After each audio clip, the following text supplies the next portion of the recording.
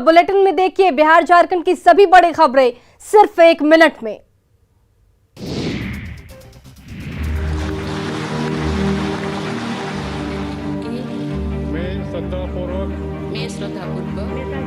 द्रौपदी मुर्मू ने आज देश के सर्वोच्च संवैधानिक पद यानी राष्ट्रपति के रूप में शपथ ग्रहण किया। भारत के प्रधान न्यायाधीश न्यायमूर्ति एन.वी. रमन ने उन्हें संसद भवन के ऐतिहासिक सेंट्रल हॉल में पद एंड गोपनीयता की शपथ दिलाई।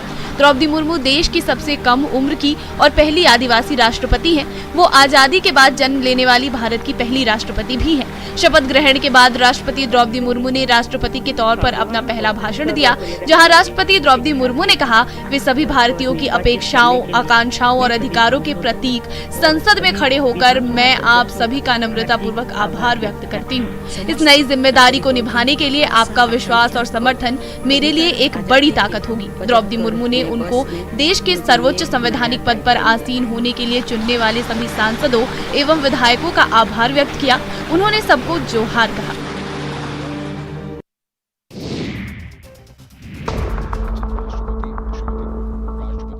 आजाद भारत में जन्म लेने वाली देश की पहली राष्ट्रपति द्रौपदी मुर्मू शपथ ग्रहण से पहले राष्ट्रपिता महात्मा गांधी के स्मारक स्थल राजघाट पर पहुंची और बापू को पुष्पांजलि अर्पित की। द्रौपदी मुर्मू महात्मा गांधी की समाधि राजघाट पर पुष्पांजलि अर्पित करने के बाद राष्ट्रपति भवन पहुंची। यहां निवर्तमान राष्ट्रपति रामनाथ कोविंद और उनकी पत्नी ने मुर्मू की अगवानी की। राष्ट्रपति के अंगरक्षक दस्ते ने राष्ट्रपति भवन में द्रौपदी मुर्मू को सलामी दी। निवर्तमान राष्ट्रपति रामनाथ कोविंद भी उनके साथ मौजूद रहे। यहाँ से राष्ट्रपति द्रौपदी मुर्मू संसद भवन की ओर निकली। संसद भवन के पहुंचने पर राज्यसभा के सभापति एवं उपराष्ट्रपति एम वेंकैया नायडू और लोकसभा अध्यक्ष ओम बिरला ने द्रौपदी मुर्मू और पूर्व राष्ट्रपति रामनाथ कोविंद का सेंट्रल हॉल के बाहर स्वागत किया।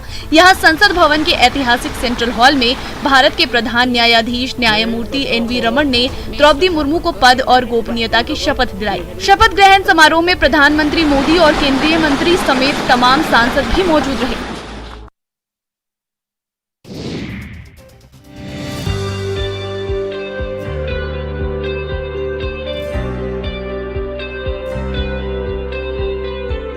द्रौपदी मुर्मू देश की पहली आदिवासी राष्ट्रपति बन गई हैं।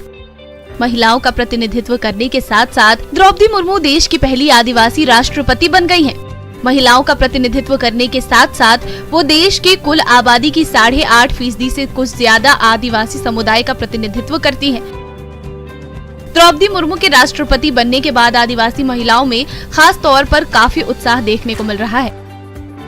रांची में आदिवासी महिलाएं गाँव में जश्न मनाते दिखी। महिलाओं का कहना है कि एक ग्रामीण परिवेश से आई द्रौपदी मुर्मू ने पूरे देश की महिलाओं को प्रेरणा दी है।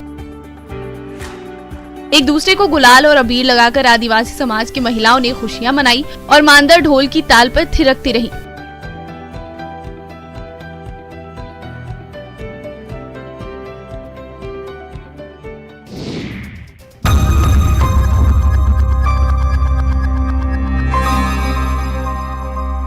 मधेपुरा के जेल में कैदियों के मरने का सिलसिला अब भी जारी है। इसे स्वाभाविक मौत कहें या फिर जेल प्रशासन की लापरवाही, लेकिन पिछले 1.5 महीने में मधेपुरा और उदा किशुनगंज जेल में 4 कैदियों की मौत के बाद सवाल खड़े होने लगे हैं।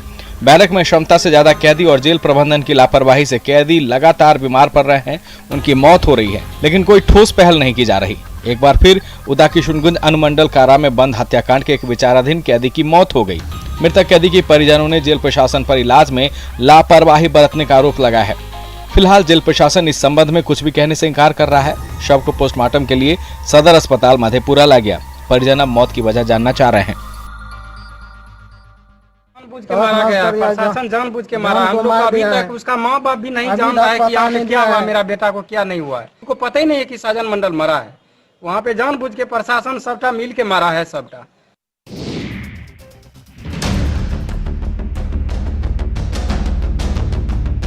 भागलपुर के नवगछिया में पहले बेखौफ बदमाशों का आतंक दिखा और उसके बाद स्वास्थ्य व्यवस्था की बदहाली। दरअसल मिल्की गौशाला में जेडीयू के पंचायत अध्यक्ष लोभन चौधरी को बदमाशों ने पहले गोली मार दी। गोली लोभन चौधरी के दाईं हाथ में लगी। गोली मारने के बाद उन पर अपराधियों ने लाठी से हमला भी किया, जिससे वे गंभीर रूप से घायल हो गए। लेकिन स्वास्थ्य व्यवस्था की बदहाली ऐसी कि अस्पताल तक घायल को ले जाने के लिए एम्बुलेंस तक नहीं मिली। फायरिंग के बाद अफरा तफरी के बीच एम्बुलेंस नहीं मिलने से आखिरकार गाँव के लोगों ने ही घायल शख्स को खाट पर लिटाया। घायल को खाट पर लिटाकर दौड़े भागे सभी अस्पताल पहुंचे। प्राथमिक इलाज के बाद घायल लोवन चौधरी को बेहतर इलाज के लिए मायागंज अस्पताल रेफर कर दिया गया। वारदात के बाद मौके पर पुलिस भी पहुंची, जिन्हें गांव के गुस्साए लोगों ने खरी खोटी सुना दी। वहीं घायल शख्स ने गांव के ही अभय यादव और बबलू यादव पर गोली मारने का आरोप लगाया है। अब गोलीबारी हुई किस वजह से और उसकी पड़ताल पुलिस कर रही है, लेकिन खटिया पर स्वास्थ्य व्यवस्था को लेकर जवाब किसी के पास नहीं।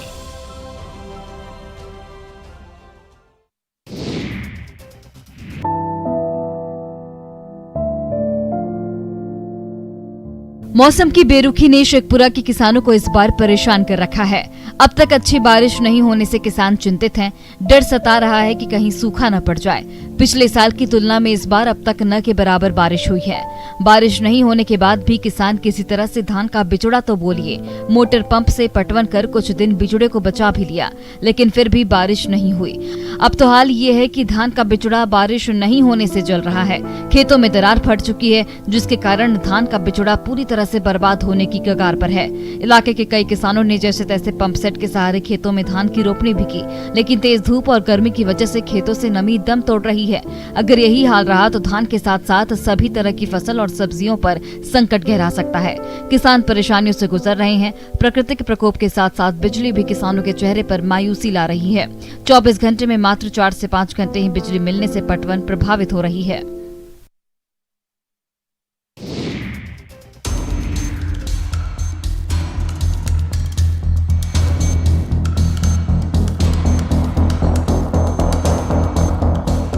औरंगाबाद के अन्नदाता इन दिनों दोहरी मार झेल रहे हैं। एक तो प्रकृति ने उनके साथ मजाक किया। पहले तो धान का बिचड़ा डालने के वक्त बारिश नहीं हुई, नहरों से पानी नहीं मिला। ऐसे में किसानों ने खुद के संसाधन की बदौलत किसी तरह बिचड़ा तो डाल दिया, मगर अब जब रोपनी की बारी आई तो बाजार से खाद गायब हो गए। यदि कहीं मिल भी रहे हैं तो 266 की जगह एक बोरी खाद के लिए कम से कम उन्हें 500 रुपए चुकाने पड़ रहे हैं। किसान अहले सुबह से ही खाद के लिए लंबी कतारों में दिन भर खड़े रहने को मजबूर है। बावजूद इसके कई किसानों को खाद के बगैर घर वापस लौटना पड़ता है।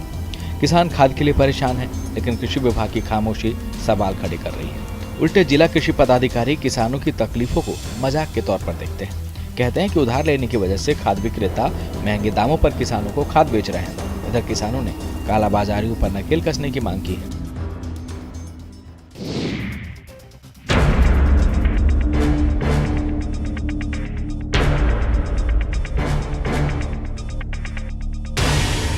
सावन का महीना चल रहा है। रामगढ़ के कई इलाकों में मूसलाधार बारिश हो रही है, लेकिन बारिश के बीच लोगों की जान से खिलवाड़ हो रहा है। पहले प्रशासनिक स्तर पर लापरवाही बरती जा रही है और उस पर लोग भी खुद बेपरवाह बने हुए हैं। बारिश के महीने में बदहाली रामगढ़ और हजारीबाग को आपस में जोड़ने वाला पुल पर है। दामोदर नदी पर भुरकुंडा के बनाए गए उस पुल पर जो खतरे को दावत दे रहा है। रिवर साइड और गिद्दी के नजदीक 4 दशक पहले बना यह पुल पूरी तरह से जर्जर हो चुका है। पुल पर जगह जगह गड्ढे बन गए हैं। बारिश के मौसम में इन गड्ढों में पानी भी भर गया है। बांस लगाकर पुल के टूटे रेलिंग से राहगीरों की सुरक्षा की जा रही है। टूटे रेलिंग के कारण कई दुर्घटनाएं हो चुकी है। पुल की देखरेख की जिम्मेवारी सीसीएल प्रबंधन की है। पुल से सैकड़ों की संख्या में कोयला लदे ट्रक और हाईवा समेत यात्री वाहन पार होते हैं। इस पुल के माध्यम से दर्जनों गाँव और कोलियरी के लोग रोजाना आना जाना करते हैं, लेकिन सीसीएल की नजर इस पर नहीं जा रही।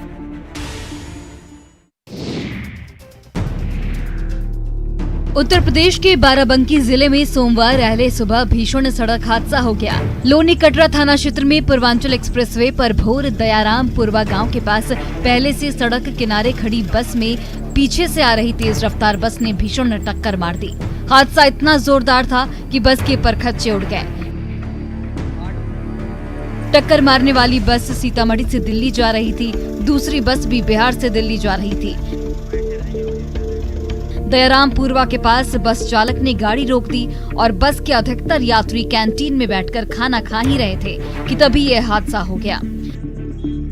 इस हादसे में 8 से ज्यादा लोगों की मौत हुई है, जबकि कई लोग गंभीर रूप से जख्मी हो गए हैं। घटना के बाद हड़कंप मच गया। मृतकों में बिहार के लोग भी हैं। मौके पर पहुंची पुलिस ने मृतकों को बसों से बाहर निकाला।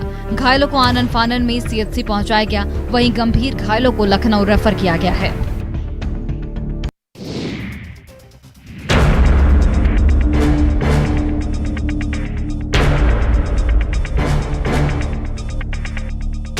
गोपालगंज में पुलिस से बचने के लिए एक शख्स ने 60 फीट ऊंचे डुमरिया पुल से गंडक नदी में छलांग लगा दी। घटना मोहम्मदपुर थाना क्षेत्र के डुमरिया पुल की है। हालांकि पुलिस ने 5 घंटे के रेस्क्यू करने के बाद नदी में छलांग लगाने वाले शराब तस्कर की जान बचा ली। गिरफ्तार शराब तस्कर को इलाज के लिए सदर अस्पताल में भर्ती कराया गया। उसके बाद पुलिस पूछताछ करने में जुटी है। गिरफ्तार शराब तस्कर की पहचान पूर्वी चंपारण मुफस्सिल थाना क्षेत्र के बरदाह गांव निवासी मोहन सोनी के रूप में की गई है। बताया जा रहा है कि शराब तस्कर यूपी से कार में शराब की तस्करी कर पूर्वी चंपारण जा रहा था। पुलिस को सूचना मिली तो कार सवार शराब तस्कर का पीछा करने लगी। इस दौरान डुमरिया पुल पर दोनों तरफ से पुलिस ने शराब तस्कर की कार को घेर लिया। पुलिस को देख शराब तस्कर ने पकड़े जाने के डर से पुल से ही गंडक नदी में छलांग लगा दी। पुलिस के मुताबिक कार से 198 लीटर विदेशी शराब जब्त की गई है।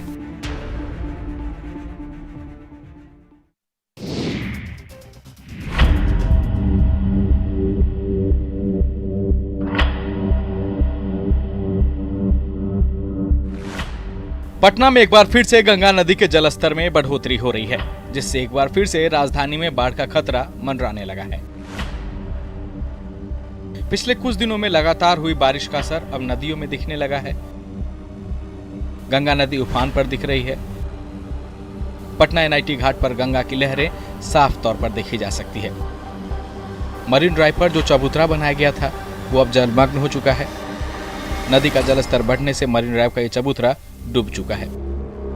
पिछले दिनों की बारिश में गंगा नदी का जलस्तर लगभग 6 सेंटीमीटर तक बढ़ चुका है। लोगों से लगातार घाटों पर जाने से बचने की अपील की जा रही है।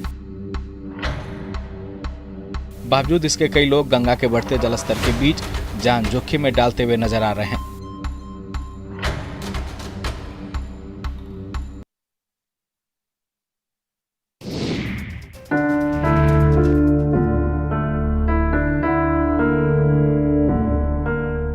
गोपालगंज से बेहद ही मार्मिक खबर सामने आई है, जहां पहले शादी के 7 बच्चन को पति पत्नी ने जीवन भर साथ निभाया और अब जब पति की मौत हो गई तो सदमे में पत्नी की भी जान चली गई। सदर प्रखंड के जादवपुर दुखहरण गांव में एक बुजुर्ग दंपति के अटूट संबंध की ये कहानी है, जहां 80 साल के पति ने पहले दम तोड़ा।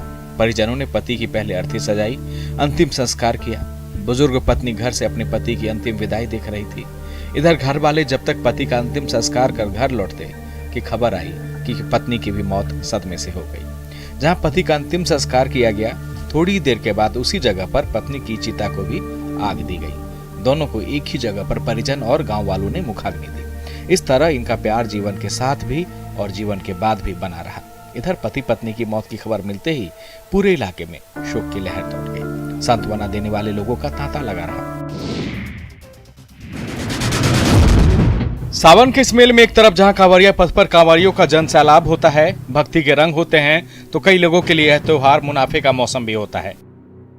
इसी में से एक है फोटोग्राफी से जुड़े लोग, जिनकी रोजी रोटी मेले पर टिकी होती है। सावन के पूरे महीने बांका के गोडियारी नदी पर शिव भक्तों का जन सैलाब उमड़ पड़ता है। फोटो खिंचवाने वाले भक्त खूब फोटोग्राफी करवाते हैं, लेकिन इस साल मौसम की बेरुखी और नदी का पानी कम होने से नदी के पास कांवरियों की ज्यादा भीड़ नहीं पहुंच रही है। रही सही कसर एंड्रॉइड फोन ने पूरी कर दी है। भक्तों की भारी भीड़ की उम्मीद लिए कई फोटोग्राफर ने तो नदी के पास ही अस्थायी फोटो लैब लगा लिया था, लेकिन कांवरियों की भीड़ कम होने से इनके रोजगार पर असर पड़ा है। इस बार फोटोग्राफी के व्यवसाय से जुड़े लोग निराश दिख रहे हैं। इनका कहना है कि कांवरिया यहाँ ज्यादा पहुँच नहीं रहे, इसलिए व्यवसाय ठप है। पहले के अपेक्षा में अभी जो है, जहाँ की 100% होती थी, अब यहाँ आ गई 25% पर। 75% फोटोग्राफी नदी में खत्म हो चुकी है।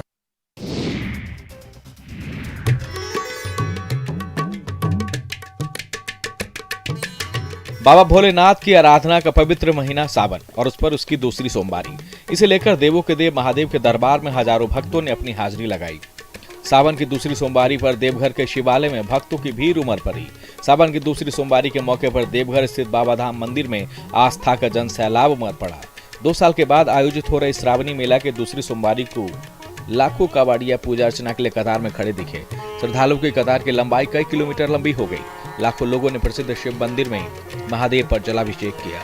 सुल्तानगंज के अजगैबीनाथ धाम से सावन की दूसरी सोमवारी को लेकर भारी संख्या में कांवड़िया गंगा जल लेकर बैद्यनाथ धाम पहुंचे। शिवालय पहुंचकर भक्तों ने पवित्र शिवलिंग पर जल, दूध, बेलपत्र, पुष्प, फल और मिठाइयां चढ़ाई। आरती और मुरादे भी मांगी। मान्यता है कि सोमवार को भगवान शिव पर जल चढ़ाने से बाबा भोलेनाथ प्रसन्न होते हैं। सावन की सोमवारी पर जलाभिषेक करने से भक्तों की सारी मनोकामनाएं पूरी होती है।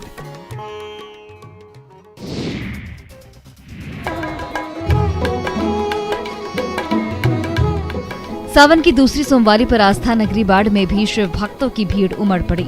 शिव भक्तों का जत्था गेरुआ रंग के वस्त्र में जल लेकर जिले के कई शिवालय में पहुंचा। जिले के प्राचीन उमानाथ शिव मंदिर में सावन की दूसरी सोमवारी पर पूजा अर्चना के लिए शिव भक्तों का तांता लग गया। पवित्र गंगा नदी से जल उठाकर शिव भक्त शिवालय पहुंचे। श्रद्धालुओं में बच्चा, युवा, महिला और युवतियां भी दिखी। हजारों की संख्या में श्रद्धालु अहले सुबह से ही यहां पहुंचने लगे। बोल बम के नारे की जय घोष से पूरा उमानाथ मंदिर परिसर गुंजायमान हो गया। कहते हैं कि उत्तर वाहिनी गंगा तट पर स्थित इस प्राचीन मंदिर में महादेव का अंकुरित स्वरूप विद्यमान है। गंगा जल लेकर शिव भक्त पहले कतार में लगे। यहाँ मंदिर प्रबंधन की ओर से भक्तों के लिए व्यवस्था भी बेहतर की गई है। मान्यता है कि सावन की सोमवारी पर उमानाथ मंदिर में भगवान शिव और पार्वती का उत्तर वाहिनी गंगा के जल से जलाभिषेक करने से हर मुराद पूरी होती है।